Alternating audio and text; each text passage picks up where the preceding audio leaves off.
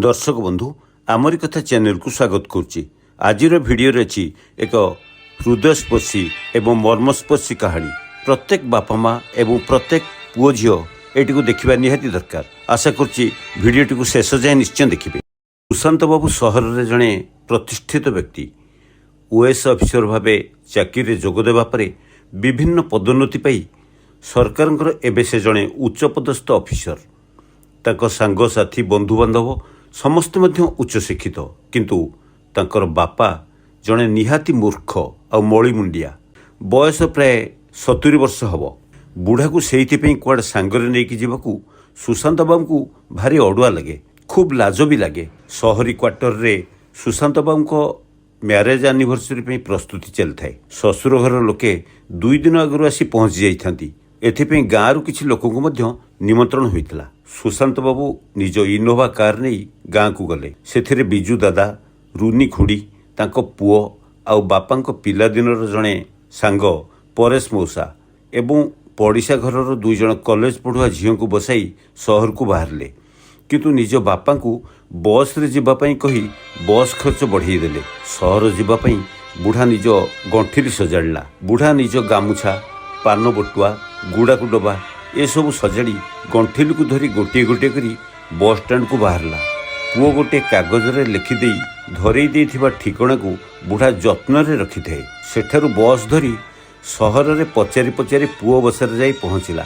बसारे पहुँची बुढ़ा थक्का मारी सोफा उपरे गोड़ दुईटा टेकी देई आग बसी पड़ला। पानी गिलासे ढक ढक करी पी पकेला बुढ़ा। तापर चाकराणी झील मिनी आनी चा कपटा धराई देला। बुढ़ा कहला, आलो झील, एइटारे कौन चाहा आनीचु? याकू नहीं जा, गोटे ताटिया कि बड़ बेलारे चाहा आनिबू। हाँ शुणु, आउ टिके बेसी करी चाहा आनिबू। मिनी गोटे डिस्क रे चा आनी बुढ़ा को देला।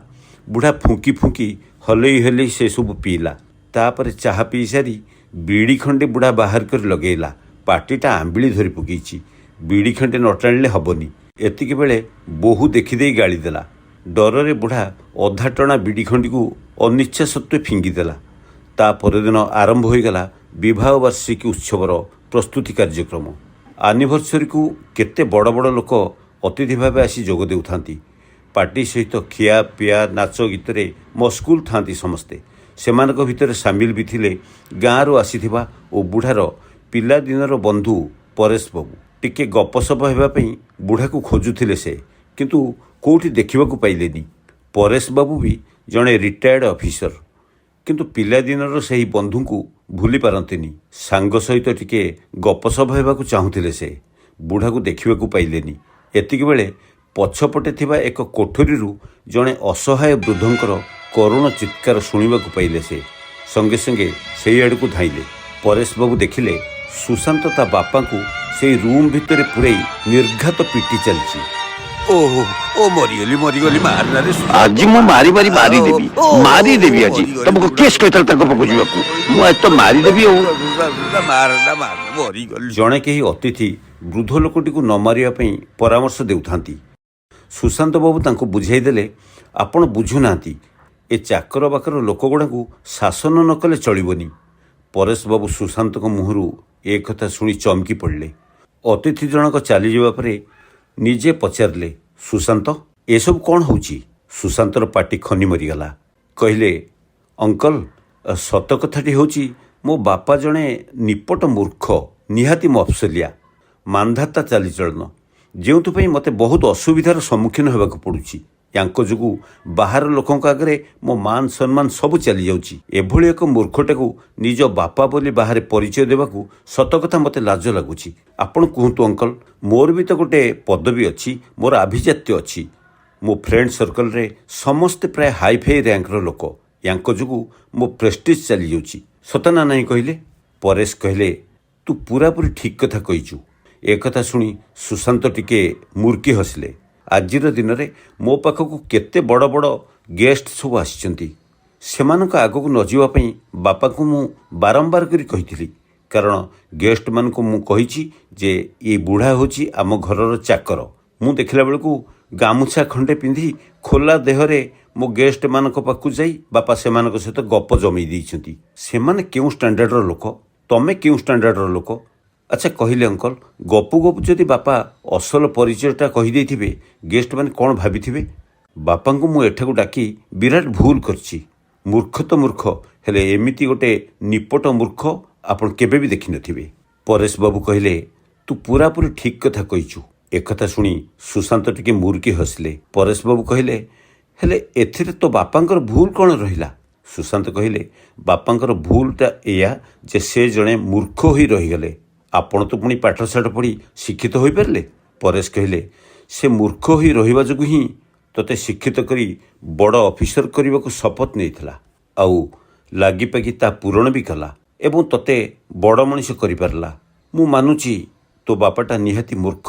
ପୁଣି ଥରେ ସୁଶାନ୍ତ ଟିକେ ମୁରୁକି ହସିଦେଲେ। ପରେଶ ବାବୁ କହିଲେ, ମୁଁ ତ ତୁମ ଘରକୁ ପ୍ରାୟ ସବୁବେଳେ ଯିବା ଆସିବା କରୁଥିଲି। ତୁ ଜନ୍ମ ହୋଇନଥିଲୁ। ପୁଅଟିଏ ପାଇବା ପାଇଁ ତୋ ବାପା ବୁଲି ବୁଲି କେତେ ଯେ ଠାକୁରଙ୍କୁ ଗୁହାରି କରିଛି, କେତେ ଅଭିଷେକ କରିଛି, ସେ କଥା ଦୁନିଆ ଦେଖିଛି। ଆଉ ତୁ ଯେତେବେଳେ ଜନ୍ମ ହେଲୁ ଖୁସିରେ ଆତ୍ମହରା ହୋଇଯାଇଥିଲା ବୁଢ଼ା। ମୁଁ ଭାବୁଛି ତୋ ବାପା ଜୀବନରେ ସେଦିନ ଥିଲା ସବୁଠାରୁ ବେଶୀ ଖୁସିର ଦିନ। ପୁଅ ହେବା ଖୁସିରେ ତୋ ବାପା ସୁଧକୁ ଟଙ୍କା କରଜ କରି ଗାଁ ଲୋକଙ୍କୁ ଖୋଲା ମନରେ ଭୋଜି ଦେଇଥିଲା। କାହିଁକି ଜାଣିଛୁ? କାହିଁକି ନା ତୋ ବାପା ଥିଲା ଗୋଟେ ନିହାତି ମୂର୍ଖ ଆଉ ମଫସଲିଆ। ହଁ, ତୁ ଠିକ୍ କହିଛୁ ସୁଶାନ୍ତ। ତୋ ବାପାର ଟିକେ ବି ବୁଦ୍ଧିସୁଦ୍ଧି ନାହିଁ, ମୂର୍ଖଟା। ବୁଦ୍ଧିସୁଦ୍ଧି ଆସିବ କୁଆଡ଼ୁ? ତୁ ଯେତେବେଳେ 3 ବର୍ଷର ଶିଶୁଟିଏ ଥିଲୁ ତୋର ଦେହ ଅସୁସ୍ଥ ହୋଇଯାଇଥିଲା, ଖୁବ୍ ସାଂଘାତିକ। ସେଠାରେ ଡାକ୍ତରମାନେ ଭଲ କରି ନ ପାରିବାରୁ ତୋ ବାପା ମୂଲ ଲାଗି ଧାର ଉଦ୍ଧାର କରି ବହୁ କଷ୍ଟରେ ଟଙ୍କା ଯୋଗାଡ଼ କରିଥିଲା ଏବଂ ସହରକୁ ନେଇ ସେଠାରେ ଏକ ବଡ଼ ଡାକ୍ତରଖାନାରେ ତୋର ଚିକିତ୍ସା କରାଇଥିଲା। ସେତେବେଳେ ସେ 15 ଦିନ କାଳ ଅଖିଆ ଅପିଆ ଓ ରାତି ଅନିଦ୍ରା ହୋଇ ତୋତେ ଜଗି ବସିଥିଲା। କାହିଁକି ନା ତୋ ବାପା ଜଣେ ମୂର୍ଖ ଆଉ ମଳିମୁଣ୍ଡିଆ। ପରେଶ ଅଙ୍କଲଙ୍କ କଥାରେ ସୁଶାନ୍ତର ହୃଦୟକୁ ସତେ ଯେମିତି ଗୋଟେ କରେଣ୍ଟ ମାରିଲା ପରି ସେ ଅନୁଭବ କଲା। ଅଙ୍କଲ ପୁଣି କହିଲେ, ତୋତେ ସ୍କୁଲରେ ପାଠ ପଢ଼ାଇବା ପାଇଁ ତୋ ବାପାଟା ବହୁତ କଷ୍ଟ କରିଛି। ସ୍କୁଲରେ ଥରେ ତୁ ଗଣ୍ଡଗୋଳ କରି ଗୋଟେ ପିଲାର ମୁଣ୍ଡ ଫଟେଇ ଦେଇଥିଲୁ। ଏଥିପାଇଁ ତୋତେ ସ୍କୁଲରୁ ବାହାର କରିଦେବା ପାଇଁ ନୋଟିସ୍ ହୋଇଥିଲା। କିନ୍ତୁ ତୋ ବାପା ଯାଇ ପ୍ରିନ୍ସିପାଲ ଏବଂ ସେ ପିଲାର ବାପା ମାଆଙ୍କ ଆଗେ ଭୁଲ ମାଗି ଗୋଡ଼ ହାତ ଧରି ଗୋଡ଼ ତଳେ ପଡ଼ି ଘଟଣାର ସମାଧାନ କରାଇଥିଲେ। କାହିଁକି ନା ତୋ ବାପାଟା ନିହାତି ମୂର୍ଖ ଆଉ ମଫ। ଶୀତ ଦିନ ଥାଏ, ତୁ ଥରେ ଜିଦି କଲୁ ବୁଲିବା ପାଇଁ। ତୋ ବାପା ତୋତେ କାଖେଇଲେ ଆଉ ଏକ କମ୍ବଳ ଘୋଡ଼େଇ ତୋତେ ନେଇ ବୁଲିବାକୁ ଗଲେ। ସେତିକିବେଳେ ଟିକେ ବର୍ଷା ଆସିଗଲା। ବାପା ନିଜ ଦେହରୁ କମ୍ବଳ କାଢ଼ି ତୋତେ ଖୁବ୍ ସୁରକ୍ଷିତ ଭାବେ ଘୋଡ଼େଇ ପକାଇଲେ। ନିଜେ କିନ୍ତୁ ବର୍ଷାରେ ଭିଜି ଭିଜି ଶୀତରେ ଥୁରୁଥୁରୁ ହୋଇ ଆସୁଥାନ୍ତି, କାରଣ ତୋ ବାପା ନିହାତି ମୂର୍ଖ ଆଉ ମଫ। ଥରେ ମୁଁ ତମ ଘରକୁ ଯାଇଥାଏ, ଦେଖିଲି ତୋ ବାପା ତୋତେ ମାଛ ଭାତ ଖୁଆଉଥାନ୍ତି। କାଳେ ତୋ ତଣ୍ଟିରେ ମାଛ କଣ୍ଟା ଲାଗିଯିବ, ସେଥିପାଇଁ ସେ ମାଛରୁ କଣ୍ଟା କାଢ଼ି ଗୋଟିଏ ଗୋଟିଏ କରି ତୋତେ ଖୁଆଇ ଦେଉଥାନ୍ତି। ଏତିକିବେଳେ ତୁ ଆଉ ଖଣ୍ଡେ ମାଛ ଖାଇବୁ ବୋଲି ଜିଦି କଲୁ। ମାଛ ତ ଆଉ ନଥିଲା। ତୋ ବାପା ନିଜେ ଖାଇବାକୁ ରଖିଥିବା ମାଛଟିକୁ ତୋତେ ଦେଇଦେଲେ ଆଉ ତୁ ଆନନ୍ଦରେ ଖାଇଲୁ। ସେଇଥିରେ ହିଁ ତୋ ବାପାର ଖୁସିଟା ବାରି ହୋଇ ପଡ଼ୁଥିଲା। ତୋରି ଖୁସିରେ ତୋ ବାପାଙ୍କର ଖୁସି କହିଲେ ନ ସରେ, କାରଣ ତୋ ବାପା ଥିଲେ ମୂର୍ଖ ଆଉ ମଫ। ସେତେବେଳକୁ ସୁଶାନ୍ତ ବାବୁଙ୍କ ଆଖିରୁ ଲୁହ ଝରିବା ଆରମ୍ଭ ହୋଇଯାଇଥିଲା। ପରେଶ ବାବୁ ପୁଣି କହିଲେ, ପିଲାବେଳେ ତୁ ଥରେ ପଡ଼ିଶା ଘର ଗଛରୁ ପିଜୁଳି ଚୋରି କରି ଧରା ପଡ଼ିଯାଇଥିଲୁ। ସେଥିପାଇଁ ତୋ ବାପା ତୋତେ ବହୁତ ବାଡ଼େଇଥିଲେ, ତାଗିଦ କରିଥିଲେ ଆଉ ତୋତେ ଶପଥ କରାଇଥିଲେ, ଜୀବନରେ ମୂଲ ଲାଗିବୁ ପଛେ କିନ୍ତୁ କେବେ ହେଲେ ଚୋରି କରିବୁନି, କେବେ ମିଛ କହିବୁନି। ତୋ ବାପାଟା ମୂର୍ଖ ସିନା, କିନ୍ତୁ ଭଲ ମଣିଷଟାଏ।